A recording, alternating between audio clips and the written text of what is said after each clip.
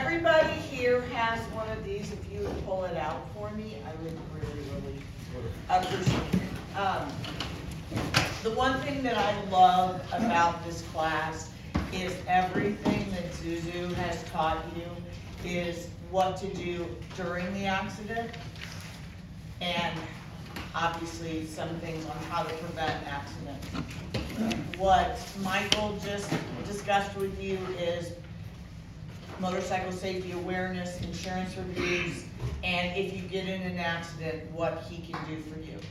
But I want to be abundantly honest with you, there is a dramatic gap in between that and recovery after an accident. And the number one thing that every biker says to me when they call me is, I didn't realize just how bad it was gonna be. I didn't realize how long I was gonna be out of work. So when Michael talks to you about those insurances, the cheap becomes expensive.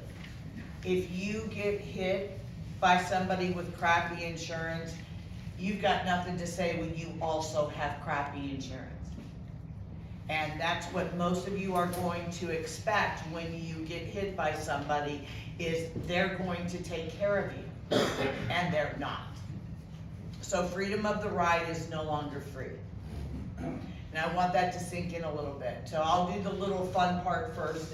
My name is Laurie Montoya. I'm president and founder of the Biker Down Foundation. I am here because Michael has sponsored me in your state. I don't have a fully functional chapter, but what we do have is resources. And now that I've come here, you all are my new best friends. And if you do hear of somebody that goes down, after you call Michael, I should be the next person that you call, because I can walk you through the financial strategy. So it was funny when I was listening to the class, because I've been doing these over 10 years and I kind of zone it out after a while. But I started this organization after riding on the back, and the boys were riding and we had some gals, and the boys were getting it in the curves. I live in Denver, Colorado. We got twisties also. And she was desperately trying to keep up with the two boys. And she didn't navigate a turn. She went right into a barbed wire fence, because it's rural out there. They don't want their cattle to get out, or their sheep, or whatever, the llamas. And so my boyfriend realized that nobody was behind us. We turned around and there she was.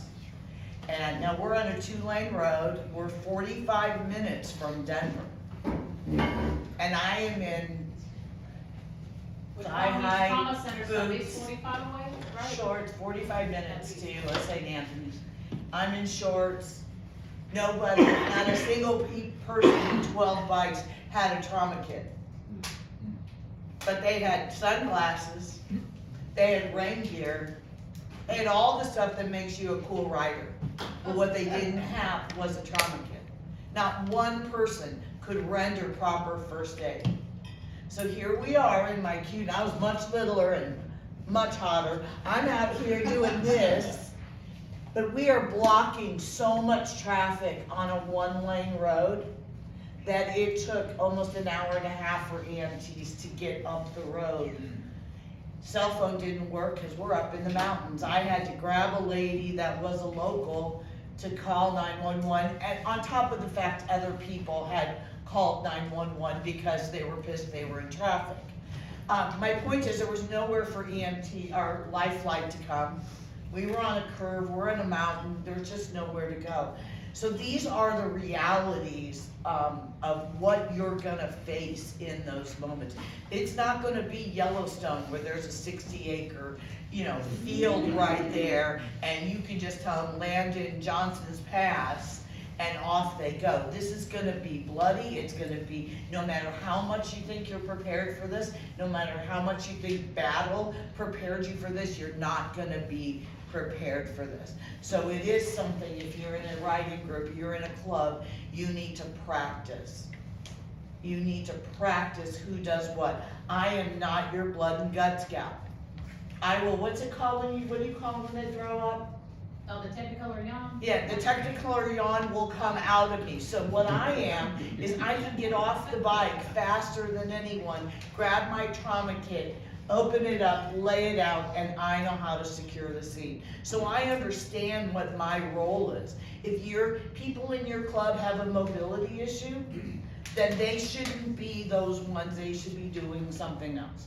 Because like I said, people complain about this flooring, the road's gonna be worse. You're gonna get that small pea gravel in your knees and things like that, and you're not gonna have time to put knee pads on. So you gotta have somebody, or throw your jacket down.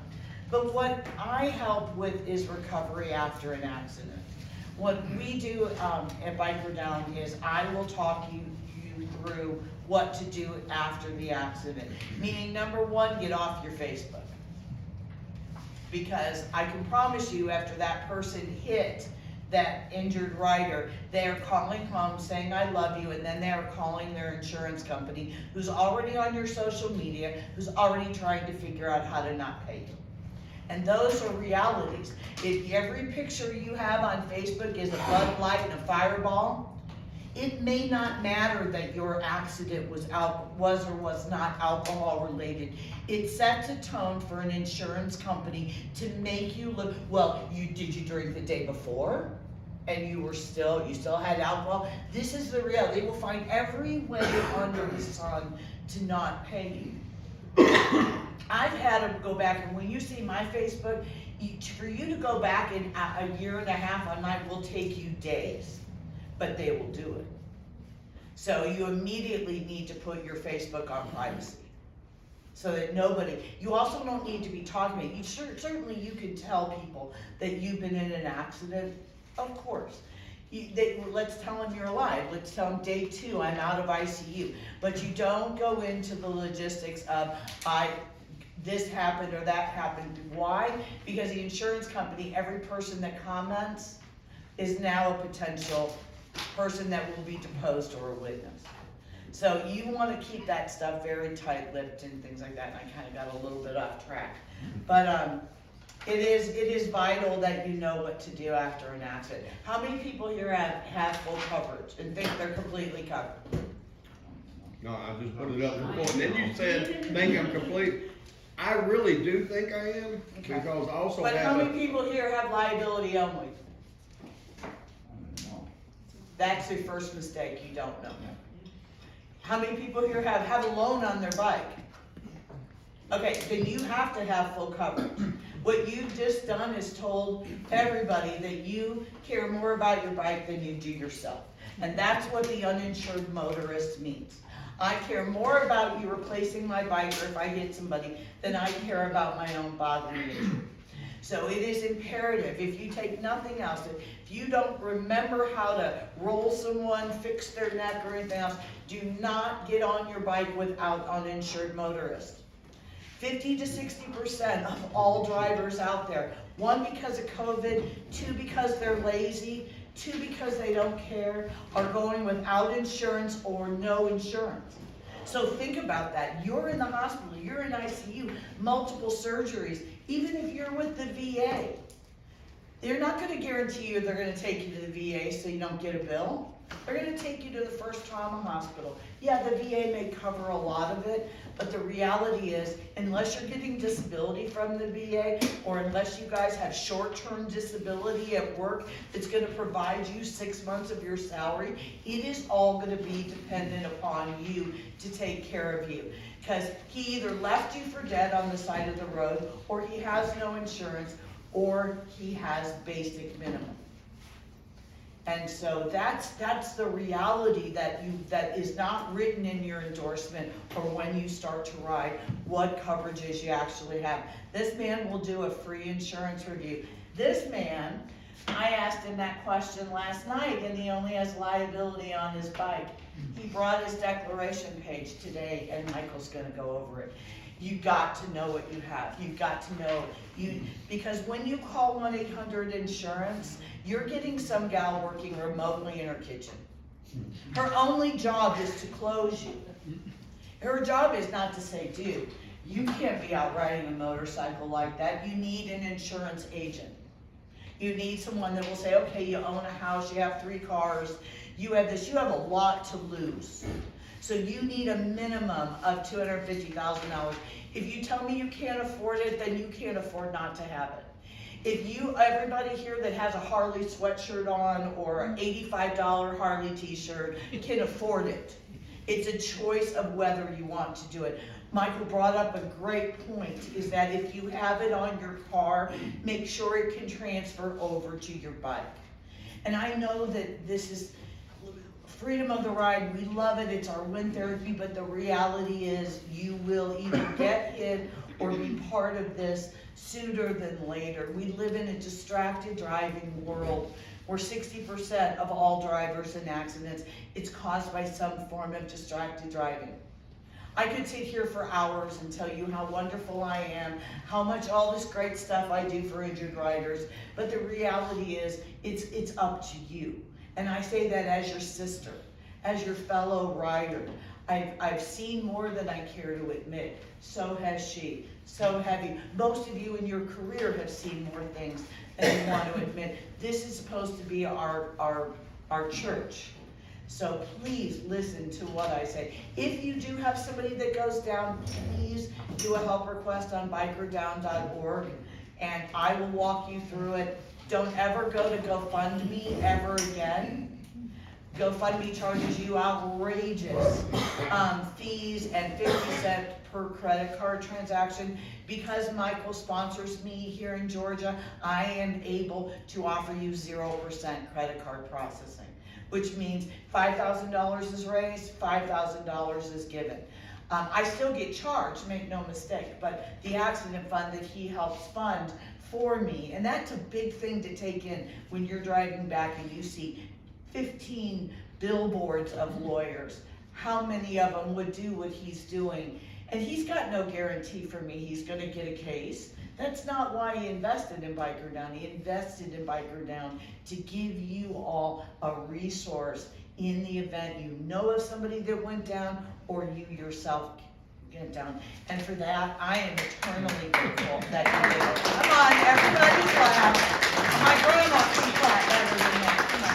It's a big deal because I could be in Denver, Colorado going, hey, sorry, can't help you, I'm in Colorado. But because of lawyers like himself, it enables me to fly here, to come here. It's not a cheap date, we all know how much it is, but please, I'll walk you through it. I'll do your fundraisers. If you need medical equipment, Amazon delivers. I was talking to Mark about maybe helping me find access to some medical equipment. Normally the first thing that people need is a toilet seat riser and a shower seat and things like that. And it's not super attractive to keep in your garage, but having a resource for it. In Colorado and Nevada, where we have fully and Florida, we have full garages that are just filled with hospital beds and things like that. We'll get to that point where this is new, but we'll get to that point. Last but not least, does anybody here have Aflac? Does anybody have the ability to get Aflac at work? If you can't or don't, I know there's a ton of memberships around, but we offer 2 membership levels.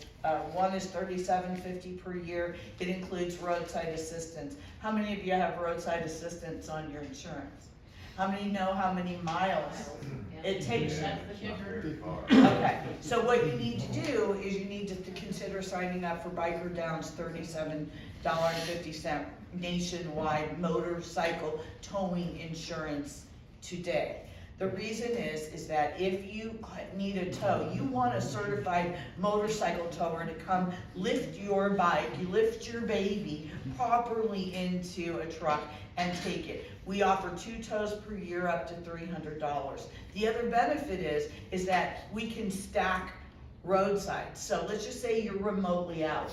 You can use ours up to $300, then he can bill your Progressive or AAA or whomever you have, and you stack the roadside. There's nothing more that will ruin a road trip than a breakdown or something like that, and all of a sudden you've got a $600 tow. And everybody else wants to go. Let's get you safely off the road. The other one is $37.50 per month. It includes Aflac.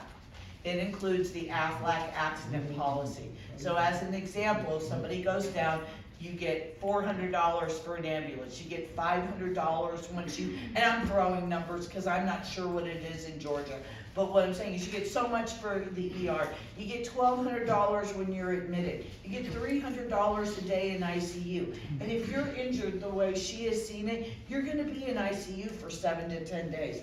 So there's a little worksheet down here. Take somebody's accident that was pretty catastrophic, pretty serious, and start doing the math.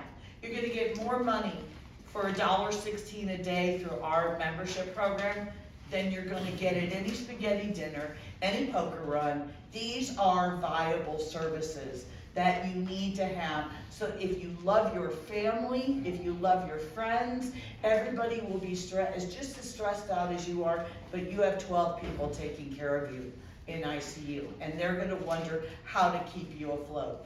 Keep a file folder in your house that says, here's a copy of my title, here's my insurance, here's my passwords.